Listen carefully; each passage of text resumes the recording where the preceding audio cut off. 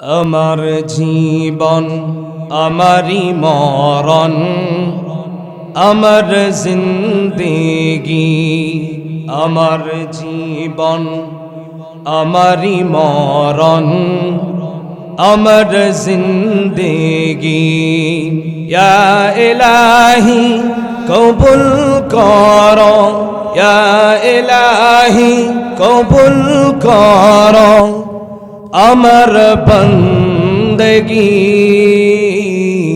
আমার জীবন আমারি মরণ, আমার জিন্দেগি আমার জীবন আমারি মরণ, আমার জিন্দেগি।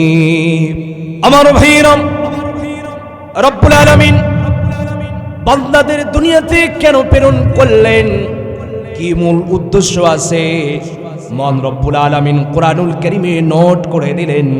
পড়ুন আমার সাথে, ওয়ামা খালাকাতুল জিন্না ওয়াল ইনসা ইল্লা লিয়াবুদুন। জোরে বলুন আল্লাহু আকবার। আমার ভাইরাম, মহান রব্বুল আলামিন এই দুনিয়াতে জিন্নাত এবং মানুষদের যে জন্য সৃষ্টি করে পাঠিয়েছেন, রব্বুল আলামিন শেষ অংশে বলেছেন, আমি কেবলমাত্র জিন্নাত এবং মানুষদেরকে আমি সৃষ্টি করে প্রেরণ করলাম ইল্লা লিয়াবুদুন। সুবহানাল্লাহ বলেন। শুধুমাত্র আমি রব্বুল আলামিনের ইবাদত করার জন্য আমি রব্বুল আলামিন আমার বান্দাদের দুনিয়াতে প্রেরণ করেছে। বলেন সুবহানাল্লাহ। আমার ভাইয়েরা, মহান রবের উদ্দেশ্য হলো, মহান স্রষ্টার উদ্দেশ্য হলো, রব্বুল আলামিন আমাকে আপনাকে প্রেরণ করেছেন যাতে কেবল আমরা তার ইবাদত করি। সুবহানাল্লাহ বলেন। সেই মহান রবের ইবাদত ব্যতীত অন্য কারো ইবাদত করা যাবে? জোরে বলুন যাবে। কোন মাজারে গিয়ে সেজদা করা যাবে নাকি? মাজারে সেজদা করা যাবে? সেজদা একমাত্র মালিকানা তিনি কে? আরো জোরে বলা লাগবে, তিনি কে? আমার ভাইরা, মহান রব্বুল আলামিনের কুদরতি কদমে সেজদা দিলে মজার শান্তি লাগে কিনা? জোরে বলেন লাগে কিনা? আমার ভাইরা, মহান রব্বুল আলামিন বলছেন, মানব এবং জিন্নাতকে আমি এই জন্য কেবল সৃষ্টি করলাম যে তারা দুনিয়াতে যাওয়ার পরে আমি রবের কি করবে? ইবাদত করবে। কিন্তু আমরা একইভাবে মহান রব্বুল আলামিনের ইবাদতের ঘোষণা দিই। আমরা দিনে কতবার নামাজ পড়ি বলেন? আমরা দিনে 5 ওয়াক্ত নামাজ পড়ি। কথা বলেন ঠিক না ভাই? ঠিক। দিনে আমরা 5 ওয়াক্ত নামাজ পড়ি। আর এই 5 ওয়াক্ত নামাজের ভিতরে যতবার আমরা নামাজ পড়ি, ফরজ নামাজ আছে, সুন্নত নামাজ আছে, ওয়াজিব নামাজ আছে, এরপরে নফল নামাজ আছে। যত নামাজ পড়ি আমরা দিনে রাতে, সমস্ত নামাজের ভিতরে যখনই আমরা নামাজ পড়ি, নামাজের ভিতরে কিন্তু সূরা ফাতিহা আমরা পড়ি। সূরা ফাতিহা ছাড়া কিন্তু নামাজ হবে না। ঠিক না? ঠিক বলেন। সূরা ফাতিহার ভিতরে আমরা মহান রব্বুল আলামিনের সেই একত্ববাদের ঘোষণা, আল্লাহ ব্যতীত অন্য কারো ইবাদত করা যাবে না, আমরা সেই ঘোষণাটা কিন্তু ফরজ নামাজেও আমরা করি, সুন্নত নামাজেও কিন্তু আমরা করি, বেতের নামাজেও করি, ওয়াজিব নামাজেও করি, নফল নামাজেও কিন্তু আমরা সেই ঘোষণা দিই। কি ঘোষণা? পড়ুন আমার সাথে, ইয়্যাকা না'বুদু ওয়া ইয়্যাকা নাস্তাঈন। আল্লাহু আকবার। এই ঘোষণা দিই কিনা? কি ঘোষণা দিই? ইয়্যাকা না'বুদু ওয়া ইয়্যাকা নাস্তাঈন। আমরা ঘোষণা দিই, আল্লাহ আমরা কেবল আপনারই ইবাদত করি এবং আপনার থেকে সাহায্য আশা করি। বলেন সুবহানাল্লাহ। ঠিক না ভাই? ঠিক বলে।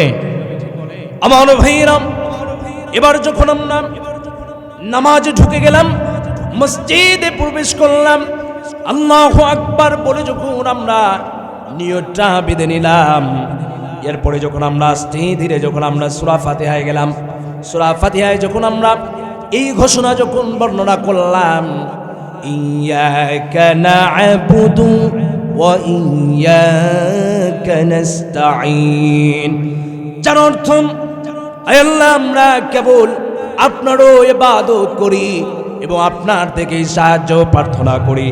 তখন মহান রব্বুল আলামিন ডাক দিয়ে জানায় দেয়, ও আমার বান্দারা, ঘোষণা দিলা ঠিক যে কেবল তোমরা আমার ইবাদত করো, আমারই ইবাদত করো আর আমার থেকে সাহায্য প্রার্থনা করো।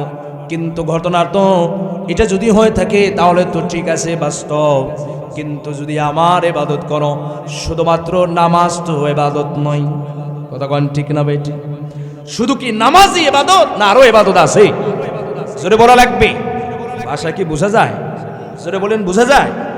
মহান রব্বুল আলামিন বললেন, আমার বান্দারা, ঘোষণা দিয়েছো কেবল আমি ব্যতীত আর কারো তোমরা ইবাদত করো না। সুতরাং যদি তাই হয়ে থাকে, মহান রব্বুল আলামিন ডাক দিয়ে জানায়া দিলেন ইবাদত কি কি জিনিসগুলো ইবাদত। আমরা কিছু মানুষরা আছি শুধু মনে করে নিয়েছি 5 ওয়াক্ত নামাজি মসজিদে গিয়ে অংশগ্রহণ করবো, এটার নামে ইবাদত। মাথায় টুপি দেবো, গায়ে 13 হাত জুব্বা লাগায়া দিব, মাথায় একটা পাগড়ি বানবো, এর নাম ইসলাম। ইসলামটাকে আমরা সংকীর্ণ বানায় ফেলছি, ঠিক না বেঠি? জোরে বলেন, ঠিক না বেঠি?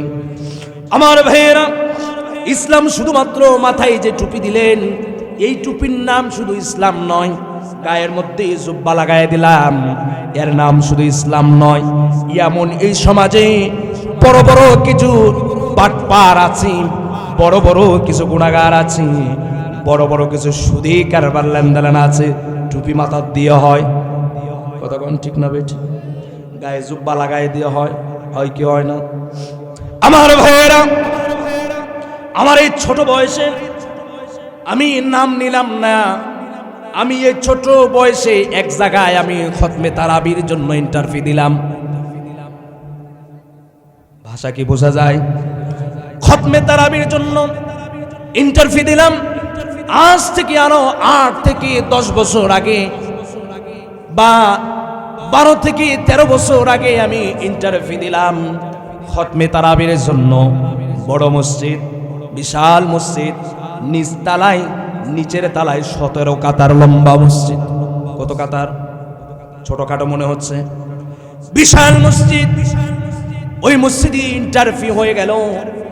ইন্টারভিউ হয়ে যাওয়ার পরে আলহামদুলিল্লাহ জানিয়ে দেওয়া হলো, হাফেজ সাহেব, আপনাকে আমরা সিলেক্ট করলাম, আমরা আগামী রমজান মাসে আপনি আমাদের খতমে তারাবির ইমাম।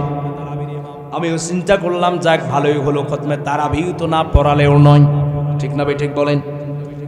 আমার ভাইয়েরা, আমি যেদিন সেখানে গেলাম, খতমে তারাবির প্রথম দিন তারাবি হয়ে গেল। তারাবির নামাজ পড়ার পরে বন্ধুরা আমার, সেখানে আমি খাবার দাবারের ব্যবস্থা হুজুরদের জন্য স্পেশালি আছে না নাই?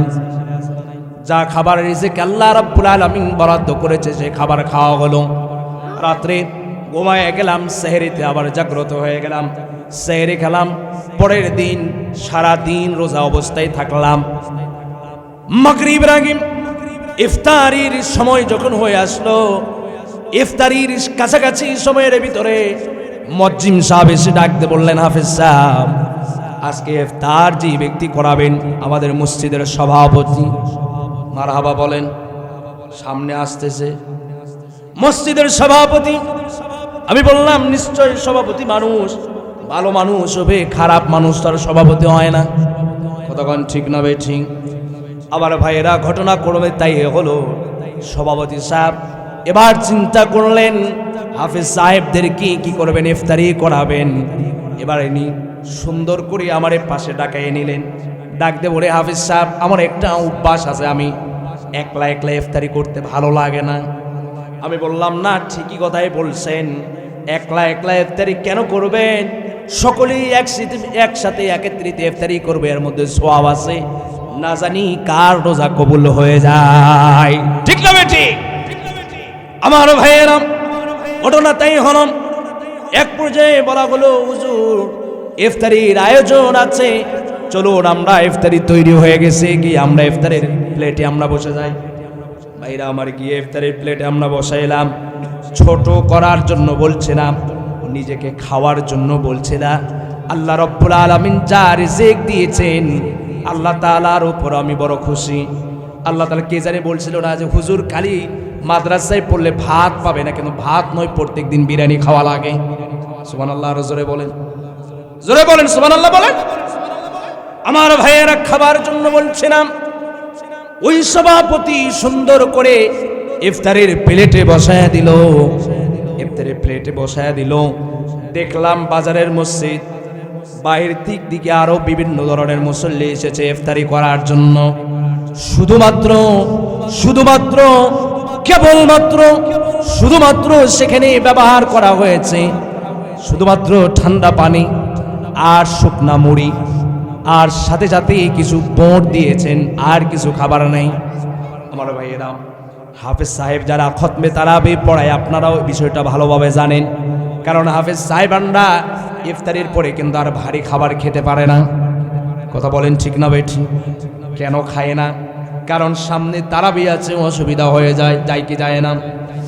আমার ভাইয়েরা, আল্লাহ তাআলা যতটুকু ইফতারি রিজিকি রেখেছেন, ততটুকু ইফতারি খাওয়ার পরে, নামাজ আদায় করার পরে মুয়াজ্জিন সাহেবকে ডাক দিয়ে বললাম, আজকে নাকি সভাপতির ইফতারি, সভাপতি যে মাপেন ইফতারিও তো আল্লাহ দিলে সেই মাপের হওয়ার কথা ছিল। কথা কোন ঠিক না বেঠি? কিন্তু এমন ইফতারি দিয়েছে, এর চাইতে গরিবরাও দামি ইফতারি দেয়। কথা কোন না ঠিক না বেঠি? আমার ভাইয়েরা, এবার মুয়াজ্জিন সাহেব ডাক দিয়ে জানাই দিলেন, হুজুর বেদবি মাফ করবেন, এই যে রমজান মাস চলছে, দামি কোনো ইফতারের আপনার নসিবে জুটবে না। গোটা রমজান আপনার মুড়ি আর শুকনা বোঁট দিয়ে আপনাকে পাড়ি দিতে হবে। সঙ্গে সঙ্গে বলে দিলাম, সম্ভব নয় আমার দ্বারা। নিজের টাকা খরচ করে করে আমি টানা কয়েকদিন আমি কি করলাম, হোটেলে গিয়ে ইফতারি করেছি। সুবহানাল্লাহ বলেন। এরপরে এখন জানালাম কেন ভাই, কি জন্য। উনি এবার ডাক দিয়ে জানায়া দিলেন, এই যে সভাপতি যত সুন্দর সুরত, দেখতে বড় আল্লাহর ওলি ওলি লাগে, বরং দেখলে মনে হবে কোনো বড় একজন শাইখুল হাদিস, দেখলে মনে হবে কোনো একজন পীরের আওলাদ, কিন্তু চেহারার ভিতরে এত নিকৃষ্ট মানের চেহারা নিয়ে, মনোভাব নিয়ে সমাজের মধ্যে বসবাস করে। তার অবশ্য একটা দৃষ্টান্ত এতটুকুই বলবো। মুয়াজ্জিন সাহেব জানায়া দিল, হুজুর এই লোকটি যদিও বা মসজিদের সভাপতি হয়েছে, কিন্তু এই লোকটা হলো বড় সুদখোর, বড় কি বলেন, সুদি কারবারি করে, লেনদেন করে। মাথার ভিতরে টুপি দিয়েছে, গায়ের ভিতরে জুব্বা লাগাই দিয়েছে, মাঝে মধ্যে পাগড়িও বাঁধে। আমার ভাইয়েরা, মুয়াজ্জিন সাহেবরে আমি জানায়া দিলাম, খবরদার, এই সভাপতি যতদিন মসজিদে ইফতারি দিবে, ততদিন আমি হোটেলে গিয়ে ইফতারিটা আদায় করে নিব। আমার ভাইয়েরা, আমি আপনাদের মজা দেওয়ার জন্য কথাটা বলি নাই, এই কথাটা বললাম এ কারণে, ইসলাম শুধুমাত্র টুপি আর জুব্বার নাম নয়। টুপি আর জুব্বা ব্যবহার করে অনেক মানুষ শয়তানি করছে কিনা, কথা কোন ঠিক না বেটি? আমার ভাইয়েরা, সাধারণ মুসল্লি আর সাধারণ মানুষ যখন দেখে টুপি মাথা দিয়ে আছে, তো টুপি মাথায় দিয়েছে লোকটা, মনে হয় হুজুর। আচ্ছা বলেন তো দেখি, হুজুর কেন একজন সাধারণ মানুষ দাড়িটা লম্বা ছেড়ে দিলে, মাথায় টুপি লাগাইয়া দিলে, গায়ের মধ্যে লম্বা জুব্বা গায়ে দিলে, বলুন তো দেখি হুজুর হুজুর লাগে কিনা? লাগে কিনা কথা বলেন। এবার বলেন তো দেখি, ওই হুজুরে যদি ইমামতের মঞ্চে দাঁড় করে দেওয়া হয়, বলুন তো দেখি অবস্থা ভালো হবে না খারাপ? আমার ভাইয়েরা, এই জাতিকে কিছু মানুষ কোনো অন্যায় যদি করে ফেলে, এই জাতিকে বিভ্রান্ত করার জন্য, সত্য করে বলছি বন্ধুরা আমার, মুহূর্তের ভিতরে হুজুর একটা ট্যাগ লাগায়া দেয়, দেয় কি দেয় না? দেখছেন হুজুর বিড়ি খায়, মাথার মধ্যে টুপি, কিন্তু না বন্ধুরা আমার, সেই লোকটি হুজুর না, সাধারণ মানুষ। কিন্তু লোকটা আসলেই বিড়ি করেছিল, কেবল আস্তে আস্তে লোকটা ইসলামের লেবাস ধরেছে। কথা কন ঠিক না বেটি? আমার ভাইয়েরা, এই জন্যই বলছিলাম, ইবাদত শুধুমাত্র নামাজের নাম না, ইবাদত শুধুমাত্র রোজার নাম নয়। ইবাদত মানে রব্বুল আলামিন কোরআনুল কারীমে যা কিছু বর্ণনা করলেন, যা কিছু নির্দেশ দিয়েছেন, সমস্ত নির্দেশগুলো মেনে নেওয়ার নাম ইবাদত। বলুন সুবহানাল্লাহ। আমার ভাইয়েরা, রব্বুল আলামিন কোরআনুল কারীমে যত আদেশ দিয়েছেন সব আদেশগুলো মানা লাগবে। বলুন তো দেখি কোরআনুল কারীমে নামাজের আদেশ আছে না নাই?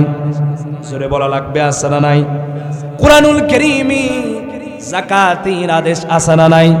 আল্লাহ রাব্বুল আলামিন যেখানে নামাজের কথা বলেছেন সেখানে যাকাতের কথা বলেছেন। সুবহানাল্লাহ। তার মানে আল্লাহ রাব্বুল আলামিন নামাজের কথা বললেন, নামাজ আদায় করা লাগবে। আল্লাহ রাব্বুল আলামিন যাকাতের কথা বলেছেন, যাকাত ফরজ হলে যাকাত দেওয়া লাগবে। সুবহানাল্লাহ বলেন। আমার ভাইয়েরা, ইলম অর্জন করা লাগবে, বিবিকে পর্দার মধ্যে রাখা লাগবে, হালাল রুজি কামাই করা লাগবে। আল্লাহ রাব্বুল আলামিন বলেছেন খবরদার জিনা করা যাবে না, জিনা থেকে দূরে থাকতে হবে। রব্বুল আলামিন নিষেধ করে দিলেন শরাব খাওয়া যাবে না। রব্বুল আলামিন নিষেধ করে দিলেন ইয়েতিমকে ধমক দেওয়া যাবে না। রব্বুল আলামিন নিষেধ করে দিলেন ইয়েতিমদের ধাক্কা দেওয়া যাবে না। রব্বুল আলামিন অর্ডার করে দিলেন স্বামী আর স্ত্রীর ভিতরে কি সম্পর্ক, স্বামীর হক আছে, স্ত্রীর হক আছে, বাবার হক আছে, মার হক আছে, আছে না নাই? কথা বলেন। আমার ভাইয়েরা, সব বিধি বিধানগুলো রব্বুল আলামিন যা আদেশ করলেন সব আদেশগুলোকে যারা মেনে নেবে, রব্বুল আলামিন যা নিষেধ করেছেন সমস্ত নিষেধগুলোকে যারা মেনে নেবে রব্বুল আলামিনের দরবারে এখন আমরা সেজদায় দিলাম। এরপরে আমরা বলছি ইয়াকা না'বুদু ওয়া ইয়াকা নাস্তাঈন। আল্লাহু আকবার বলেন। আমার ভাইয়েরা, রব্বুল আলামিনের সব আদেশগুলো মেনে নিলাম, সব নিষেধগুলো থেকে দূরে থাকলাম, এবারে ইবাদত করেছি। রব্বুল আলামিন ঘোষণা দিলেন, আ বান্দা তুমি আমার ইবাদত করছো, বলুন সুবহানাল্লাহ। এবার বলুন তো দেখি রব্বুল আলামিন যা অর্ডার করেছেন সব অর্ডারগুলোকে আমরা মানি? জোরে বলেন মানি। যদি মেনে থাকি 5 ওয়াক্ত নামাজে মসজিদ খালি, শুক্রবার ভরপুর, কতক্ষণ ঠিক না বেট? তার মানে এখন কিছু আছে কিছু নাই, কিছু মানি কিছু মানি, ঠিক না বেট? ঠিক কথা বলেন।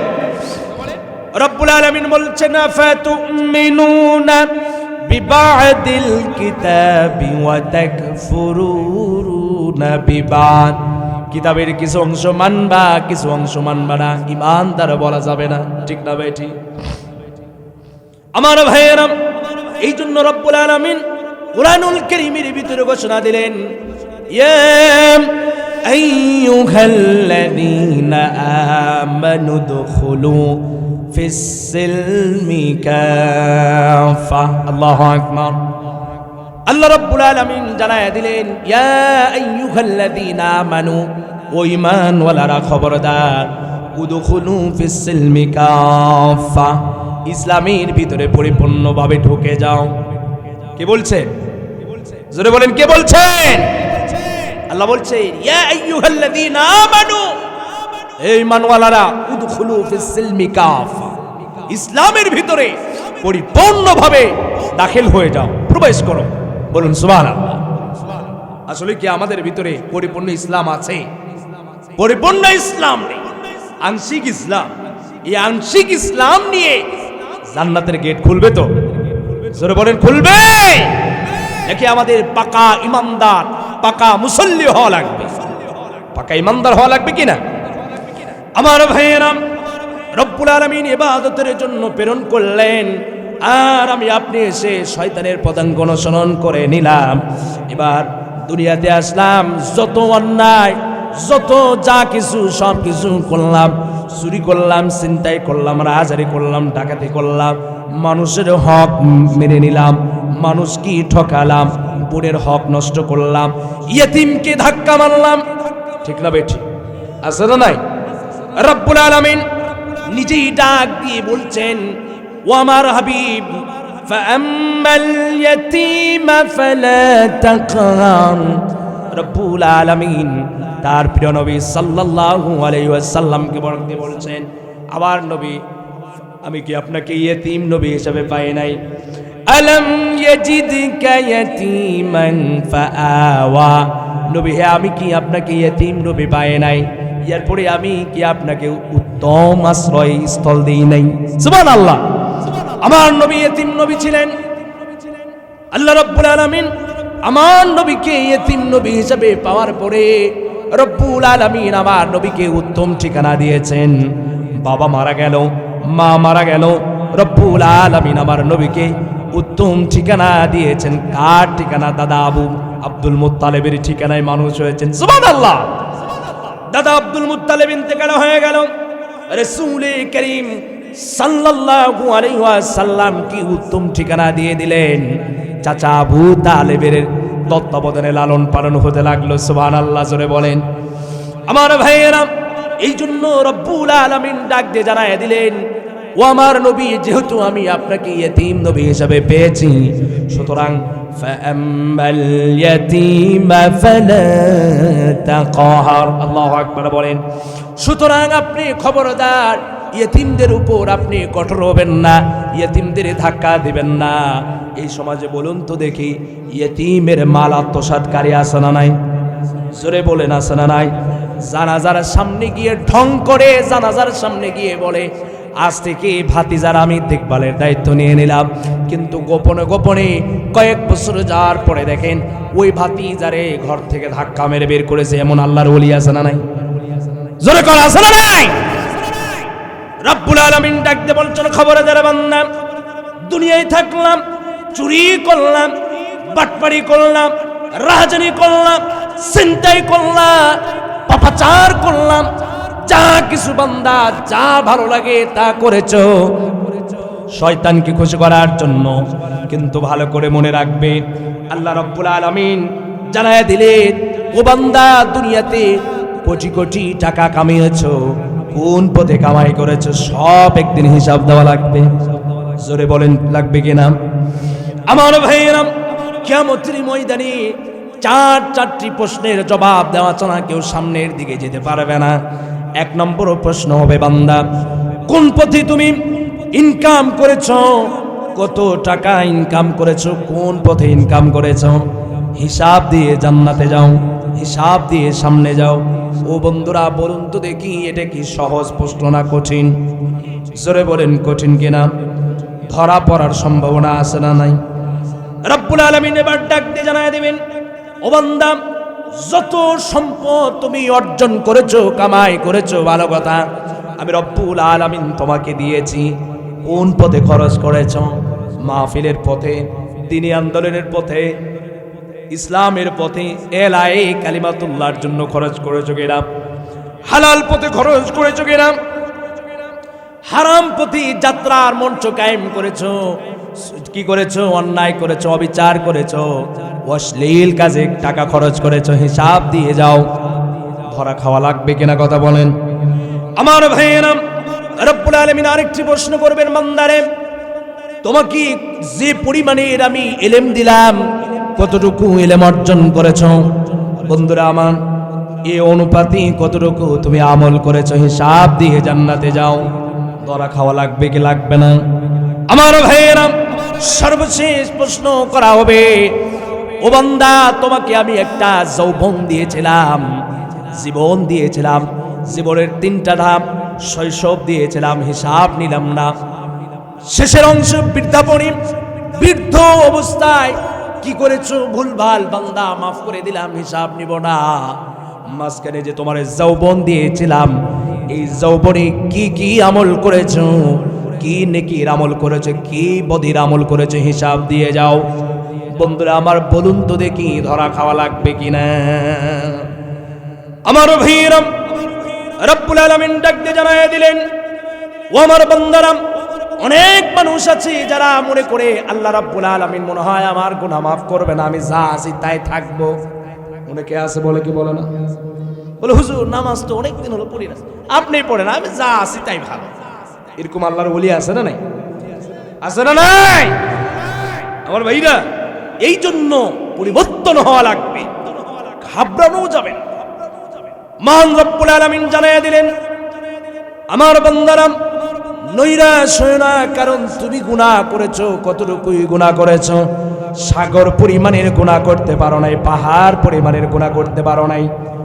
রব্বুল আলামিন ডাকতে বলি, বান্দা, সাগরের গুনাহ, সাগরের ফেনা পরিমাণ যদি তুমি গুনাহ করে থাকো, আমি রব্বুল আলামিনের কাছে যদি খাটি দিলে তওবা করতে পারো, রব্বুল আলামিন জানায়া দিলেন বান্দা আমি তোমার জিন্দেগির তামাম গুনাহগুলো মাফ করে দেব। আমার ভাইরা, রব্বুল আলামিন ডাক দিয়ে জানায়া দিলেন নৈরাশ হওয়া যাবে না। আল্লাহ রাব্বুল আলামিন তার প্রিয় হাবিব সাল্লাল্লাহু আলাইহি ওয়াসাল্লামকে জানায়া দিলেন, ও আমার নবী আপনি আমার উম্মতকে জানায়া দিন, আমার বান্দাদের জানায়া দিন, কুল ইয়া ইবাদিয়াল্লাযীনা আসরাফু আলা আনফুসিহিম লা তাকনাতু মির রাহমাতিল্লাহ ইন্নাল্লাহা ইয়াগফিরুয-যুনুবা জামিআ ইন্নাহু হুয়াল গফুরুর রহিম। জোরে বলা যাবে আল্লাহু আকবার। আমার ভাইরা, এই আয়াত নাজিল হওয়ার একটা দারুণ প্রেক্ষাপট আছে। আমার ভাইরা, আল্লাহর নবীর জামানায় কিছু এরকম মানুষ ছিল যারা গুনাহে জর্জরিত। সগীরা গুনাহ আছে, কবিরা গুনাহ আছে, জাহিরি আছে, বাতিনি আছে, শিরকি বিদআতি, চাই অনিচায় মানুষ হত্যার গুনাহ আছে। এবারে যখন রাসূলুল্লাহ সাল্লাল্লাহু আলাইহি ওয়াসাল্লামের দাওয়াত যখন পেয়ে গেলেন, ইসলামকে কাছে পেলেন, এবারে যখন তিনি নবুয়তের দরবারে রাসূল করিম সাল্লাল্লাহু আলাইহি ওয়াসাল্লামের দরবারে গিয়ে কালিমা পড়ে মুসলমান হবে, নবী করিম সাল্লাল্লাহু আলাইহি ওয়াসাল্লাম তাদের ইসলামের চাদরে উঠায় নেবেন। এবার ওই লোকগুলো, মক্কা মদিনার লোকগুলো ডাকতে বলে, ইয়া রাসূলুল্লাহ, ইয়া হাবিবাল্লাহ, ভালো কথা, আপনি তো আমাকে কালিমা পড়ে মুসলমান বানাতে চান, আর আমিও কালিমা পড়ে মুসলমান হতে চাই। সুবহানাল্লাহ বললেন না? কিন্তু রাসূল করিম সাল্লাল্লাহু আলাইহি ওয়াসাল্লাম, আমার মনের মধ্যে একটা প্রশ্ন আছে। বলে কি প্রশ্ন? আমি জীবনে এমন কোনো পাপ নাই যে পাপ আমি করি নাই, জীবনে এমন কোনো গুনাহ নাই যে গুনাহ আমি করি নাই। কি গুনাহ? রব্বুল আলামিন ডাকতে বলছেন, জীবন্ত কন্যা সন্তানগুলোকে মাটির নিচে দাফন করে দিত। কথা বলেন ঠিক কিনা? রাসূল করিম সাল্লাল্লাহু আলাইহি ওয়াসাল্লামের কাছে মক্কা লোকেরা ডাকতে বলে, ইয়া রাসূলুল্লাহ, ইয়া হাবিবাল্লাহ, আমি কালিমা পড়ি মুসলমান হব ভালো কথা, আমি ইসলাম গ্রহণ করার পূর্বে আমি অন্যায় করেছি, পাপ করেছি, নিজের নফসের উপর জুলুম করেছি, অন্যায় করেছি, অবিচার করেছি, কিন্তু রব্বুল আলামিন আমাকে কি মাফ করবে?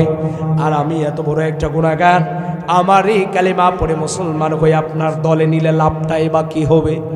সুবহানাল্লাহ জোরে বলেন। রাসূল করিম সাল্লাল্লাহু আলাইহি ওয়াসাল্লাম ঘোষণা দিয়ে দিলেন, তুমি কালিমা পড়ে মুসলমান যদি হতে পারো, মহান রব্বুল আলামিন জানায়া দিলেন, রাসূল করিম সাল্লাল্লাহু আলাইহি ওয়াসাল্লাম ওই বান্দাদের জানায়া দিলেন, যদি খাঁটি দিলে তওবা করে ফিরে আসতে পারো, রব্বুল আলামিন তোমার জিন্দেগীর সমস্ত গুনাহগুলো মাফ করে দেবেন।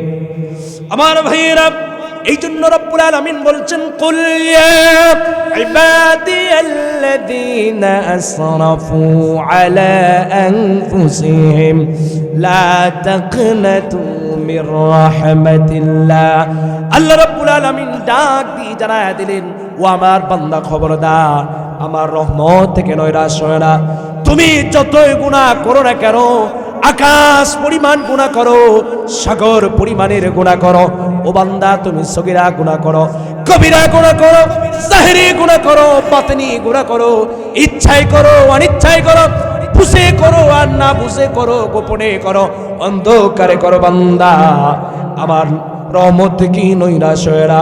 ও বান্দা, তুমি যদি খাটিয়ে দিলে তওবা করার মতো তওবা করে ফিরে আসতে পারো, রব্বুল আলামিন জানায়া দিলেন, ইন্নাল্লাহা ইয়াগফিরুয-যুনুবা জামিআ। চিৎকার দিয়ে বলুন আল্লাহু আকবার। রব্বুল আলামিন জানায়া দিলেন, ও বান্দা, তোমার একটা গুনাহ মাফ করব না, আমি রব্বুল আলামিন তোমার জিন্দেগীর সমস্ত গুনাহগুলো ধুয়ে মুছে ক্লিন করে দেব। বলুন সুবহানাল্লাহ। আমার ভাইরা, প্রিয় বান্দারা আমার, এই জন্য গুনাহ হতে পারে, কিন্তু কিতাবের ভিতরে লিখেছে সগীরা কবিরা ছোট বড় যে কোনো গুনাহ হোক না কেন, প্রত্যেকটা গুনার উপর সঙ্গে সঙ্গে তওবা করাটা ওয়াজিব হয়ে যায়।